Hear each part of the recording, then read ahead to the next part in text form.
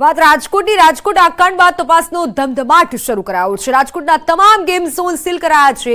Commissioner જ્યાં વધુ લોકો એકત્ર થયા છે ત્યાં તપાસ થઈ રહી છે। ફાયર, પોલીસ, શિક્ષણ અને તબીબની ટીમો બનાવી છે। હોસ્પિટલ, ટ્યુશન, થિયેટર અને મોલમાં ચકાસણી થઈ રહી છે। 2 દિવસમાં 200 એકમોની તપાસ થઈ રહી છે। 20 જેટલા એકમોને સીલ કરાયા છે। મનપાના અધિકારીઓ સામે તપાસ ચાલુ છે। તેમનો રિપોર્ટ આવ્યા બાદ મનપા કાર્યવાહી કરશે।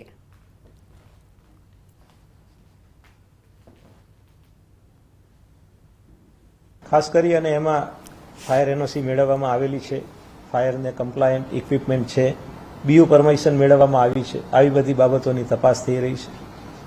ગઈકાલે અને આ 2 દિવસની અંદર લગભગ 40 જેટલા એકમોને સીલ કરવામાં આવ્યા છે। 200 જેટલાથી વધારે એકમોની તપાસણી કરવામાં આવી છે અને આજે પણ સવારથી આ તપાસણીની ઝુંબેશ ચાલુ છે। તપાસ થઈ રહી છે અને સરકાર દ્વારા ઉચ્ચ સ્તરીય જે સમિતિની રચના થઈ છે તેઓ દ્વારા પણ તપાસ થઈ રહી છે।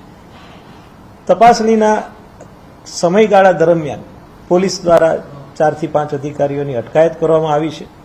એની સામે જે ફોજદારી કાર્યવાહી કરવાની થશે, પણ જ્યાં સુધી મહાનગરપાલિકાને લાગે વળગે છે ત્યાં સુધી એમની સામે શિસ્ત અને અપીલ મુજબની કાર્યવાહી કરવાની થાય। એ જ્યારે રિપોર્ટ અમારી પાસે આવશે, ઉચ્ચ સ્તરીય કમિટીનો પણ રિપોર્ટ આવશે અને જે ક્રાઇમ બ્રાન્ચ તપાસ કરી રહી છે, એસીબી પણ તપાસ કરી રહી છે, એનો પણ જ્યારે અમારી પાસે રિપોર્ટ આવશે ત્યારે રિપોર્ટને ધ્યાને લઈ અને જરૂર મહાનગરપાલિકા આગળની કાર્યવાહી કરશે।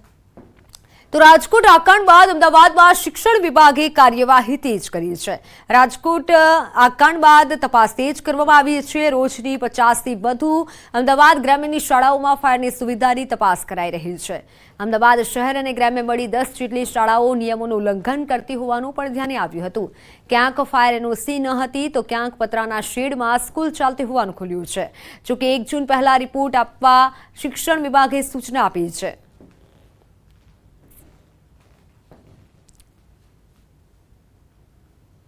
રાજકોટમાં બનેલી અગ્નિકાંડની ઘટના બાદ તંત્ર સફાળું જાગ્યું છે અને હવે શૈક્ષણિક તંત્ર જે છે તે એક્શન મોડમાં આવ્યું છે। ખાસ કરીને અમદાવાદની જો વાત કરીએ તો અમદાવાદ શહેર બાદ હવે અમદાવાદ ગ્રામ્યમાં પણ જે છે તે શાળાઓમાં ફાયર સેફટીને લઈને સુવિધાઓ જે છે તે ચકાસવામાં આવી રહી છે। આગામી 13 જૂનથી શૈક્ષણિક સત્ર શરૂ થઈ રહ્યું છે, તે પહેલાં શાળાઓમાં ફાયર સેફટીની સુવિધા છે કે કેમ અને શાળાઓ પાસે ફાયર એનઓસી છે કે કેમ તે તમામ પ્રકારની સુવિધાઓ જે છે તે ચકાસવામાં આવવાની છે અને અમદાવાદ ગ્રામ્યની ટીમ જે છે તે રોજની 50 જેટલી શાળાઓ જે છે તે ચેક કરી રહી છે।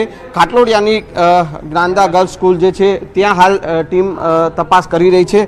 બાબુભાઈ, શું કહેશો, કઈ રીતની વ્યવસ્થા વિદ્યાર્થીઓની સુરક્ષાને લઈને, ફાયર સેફટીને લઈને આપની સ્કૂલમાં છે? અમારી સ્કૂલમાં સરકારના નિયમ મુજબ ફાયર સિસ્ટમ ગોઠવેલી છે અને ફાયર હાઇડેન્સર અને ફાયર એલાર્મ સિસ્ટમ, આ બંને સિસ્ટમ અમે ગોઠવેલી છે અને નિયમિત એનું ચેકિંગ પણ થાય છે અને એને કોન્ટ્રાક્ટ આપેલો છે। એ વ્યક્તિ 15 દિવસે મહિને અમે બોલાવીએ છીએ અને એનું ટેસ્ટિંગ પણ કરીએ છીએ। એટલે નિયમિત એનું ટેસ્ટિંગ સરકારના નિયમ પ્રમાણે અમે કરીએ છીએ। તો જે છે અત્યારે તમામ શાળાઓમાં આ પ્રકારે ચેકિંગ કરવામાં આવી રહ્યું છે। ફાયર સેફટી અને ફાયર એનઓસીની વ્યવસ્થા જે છે તે ચકાસવામાં આવી રહી છે। અમદાવાદ શહેર સહિતની ગ્રામ્ય સહિતની જે 10 જેટલી એવી સ્કૂલો પણ સામે આવી છે કે જેને નિયમોનું ક્યાંક ને ક્યાંક ઉલ્લંઘન કરી રહી છે, તો તેમને નોટિસ પણ પાઠવવામાં આવી છે। કેમેરામેન હિરેન શાહ સાથે સંજય ટાંક, ન્યૂઝ 18 ગુજરાતી, અમદાવાદ। અમદાવાદ ગ્રામ્યની શાળાઓમાં તપાસ કરવામાં આવી રહી છે। ગ્રામ્યની 70 શાળાઓમાં તપાસ હાથ ધરાઈ છે। ફાયર સેફટી અને એનઓસીને લઈને તપાસ કરાઈ રહી છે। 2 શાળાઓએ ફાયર એનઓસી રિન્યુ ન કરાવ્યું હોવાથી નોટિસ અપાઈ। 6 શાળાઓમાં પતરાના શેડ ધ્યાને આવતા નોટિસ અપાઈ। નોટિસ ફટકારી જવાબ રજૂ કરવા માટે આદેશ કરાયો।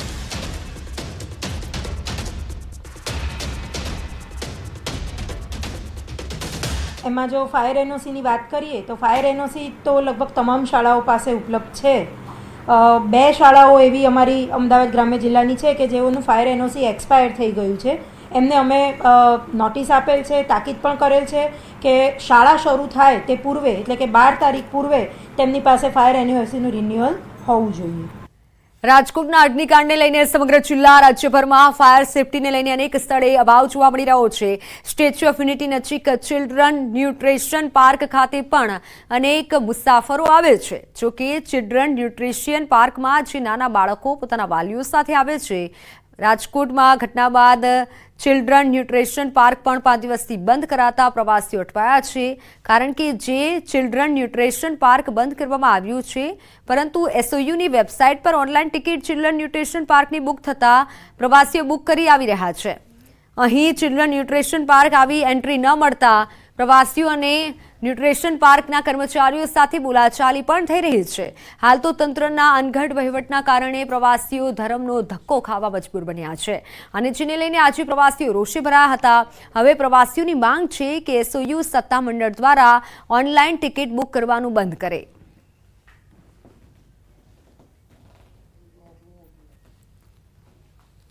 ऑनलाइन टिकट बुक हो गया है। तो आपने कब करवाया था? मॉर्निंग को कराया था। मॉर्निंग को मॉर्निंग को क्या क्या परेशानी आ रही है यहाँ पे आके? कुछ नहीं, बस बच्चे लोग को लेके जाना था तो थोड़ा डिसअपॉइंटमेंट हो गया है, बिकॉज न्यूट्रिशन पार्क थोड़ा जो देखना था वो थोड़ा डिसअपॉइंटमेंट हो गया है. રાજકોટના અગ્નિકાંડ બાદ તમામ ગુજરાતમાં ગેમ ઝોનો મોલો પર બંધ કરી દેવામાં આવે છે, જે સુરક્ષાની દ્રષ્ટિએ બંધ કરવામાં આવે છે. પરંતુ નર્મદા જિલ્લામાં જે સ્ટેચ્યુ ઓફ યુનિટી બની છે તેની પાસે જ આવેલ જે ચિલ્ડ્રન ન્યુટ્રિશન પાર્ક છે એ પણ બંધ કરી દેતા પ્રવાસીઓ અટવાયા છે. ખાસ વાત કરીએ તો જે સરકારી બાબુઓ છે, જે તંત્ર છે, તંત્રના અનગઢ વહીવટને કારણે આજે પ્રવાસીઓ અટવાનો વારો આવે છે. કારણ કે જે ઓનલાઈન ટિકિટ છે એ ઓનલાઈન ટિકિટ શરૂ રખાતા જે મુંબઈ, મહારાષ્ટ્ર, મધ્યપ્રદેશના જે પ્રવાસીઓ અહીંયા આવે છે એ પ્રવાસીઓ ઓનલાઈન બુકિંગ કરીને આવતા એમને પ્રવેશ ના મળતા આજે વહેલી સવારથી જ જે ચિલ્ડ્રન ન્યુટ્રિશન પાર્કના અધિકારીઓ જે છે અધિકારીઓ સાથે બોલાચાલી પણ થઈ છે. એટલે આ જે ચિલ્ડ્રન ન્યુટ્રિશન પાર્ક જે છે એ ચિલ્ડ્રન ન્યુટ્રિશન પાર્ક હાલ તો સુરક્ષાની દ્રષ્ટિએ બંધ કરવામાં આવે છે, પરંતુ ઓનલાઈન ટિકિટ બંધ ના કરાતા આજે પ્રવાસીઓને નિરાશા વ્યાપી છે. કારણ કે વહેલી સવારથી અહીં આવે છે, પોતાના નાના નાના બાળકોને લઈને આવે છે અને ગેમ ઝોનમાં રમવાની એક મજા એક અલગ હોય છે. અને હાલ વેકેશન ચાલી રહ્યું છે ત્યારે જે ચિલ્ડ્રન ન્યુટ્રિશન પાર્કમાં જે પ્રવાસીઓ આવતા તેમને અટકાવતા પ્રવાસીઓ નિરાશ થાય છે અને ખાસ વાત કરીએ તો અધિકારીઓ સાથે બોલાચાલી પણ કરે છે. ત્યારે હવે જોવાનું એ રહ્યું કે જે ઓનલાઈન ટિકિટ છે એ ક્યારે બંધ થાય છે. જો બંધ નહીં થાય તો અવાનવા પ્રવાસીઓ આવતા રહેશે અને પ્રવાસીઓને આવતા ધર્મનો ધક્કો પડશે. દીપક પટેલ, ન્યૂઝ 18 ગુજરાતી, નર્મદા.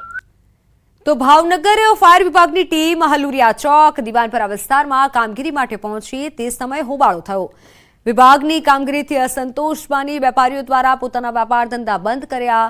ભાવનગર શહેરના વિવિધ વિસ્તારોમાં રાજકોટ દુર્ઘટના બાદ ફાયરની ટીમ એક્શનમાં આવી છે અને સીલ મારવાની કામગીરી કરી રહી છે. દીવાનપરા, હલુડિયા ચોક વિસ્તાર, પેડચલા શેરી સહિતના વિસ્તારોમાં ફાયર એનઓસી વગર એકમો ચાલી રહ્યા છે.